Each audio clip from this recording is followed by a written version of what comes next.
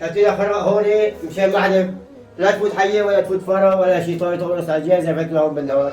عندك امكانيه تصلح الضرر؟ لا عندي، انا عندي 4000 دولار من ورا الخضره. رحنا عليهم على المنظمات يعني رد علينا طاويل. السلام عليكم ورحمه الله. حاليا انا امام منزل ابو احمد. ابو احمد اللي تضرر بيته جراء الزلزال اللي ضرب المنطقه قبل حوالي شهر. طبعا لحد الان لليوم ما في اي جهه تبنت اصلاح الضرر الحاصل بمنازل المدنيين في مدينه عزيز. طبعا بيت ابو احمد تعرض لضرر كبير، هلا رح نشوفه بالكاميرا.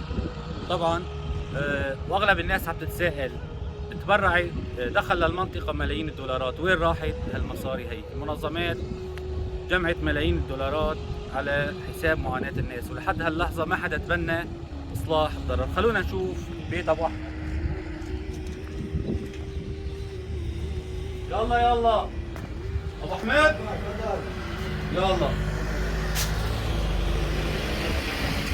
ايوه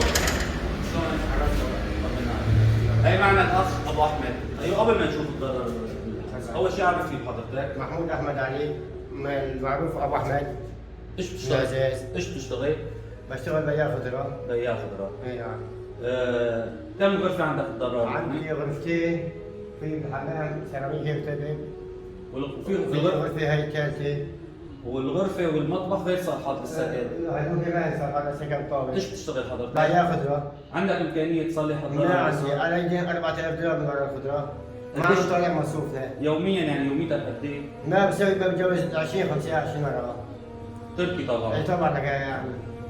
على كل حال ان شاء الله يا ابو احمد نحن رح نوصل صوتك ان شاء الله رب العالمين بهيئ لك اي حتى الكهرباء منظمات ما عم تجي عليها طاوله هون نهائيا. بدون كهرباء كمان. ما في لا كهرباء ولا في شيء، عم يروح خرجينا المطبخ اول شيء، خلينا نبلش بالمطبخ. هي المطبخ. رحنا عليهم على المنظمات يعني رد علينا طاويل. طبعا الضرر كثير كبير بمنزل ابو احمد مثل ما اننا شايفين. ورغم كل هالشيء ورغم هالضرر انت قاعد بالبيت ولا قاعد برات البيت؟ والله بينك برا بتشول. بتشول قاعد؟ بينك بتشول. خيمه حدا اعطاك خيمه؟ ما حدا اعطانا شيء، رحنا عليهم ما حدا رد علينا طاوله. طلعوا حاطين هون طلع هيك.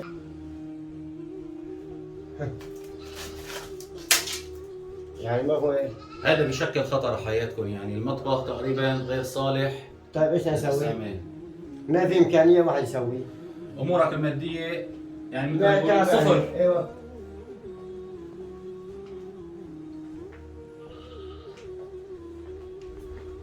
الغرفه هاي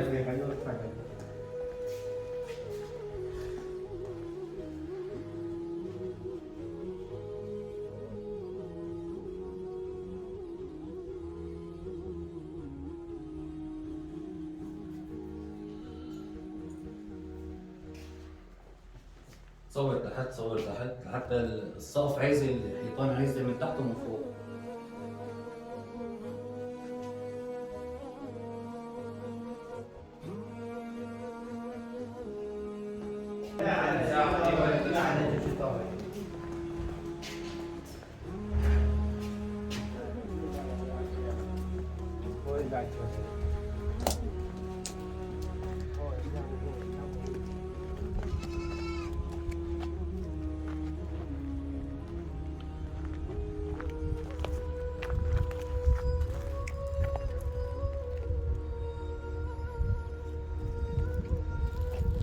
طبعا ابو احمد حاله مثل حال كثير من الاشخاص اللي ضرروا منازلهم جراء الزلزال. طبعا انا حابب انوه على شغله.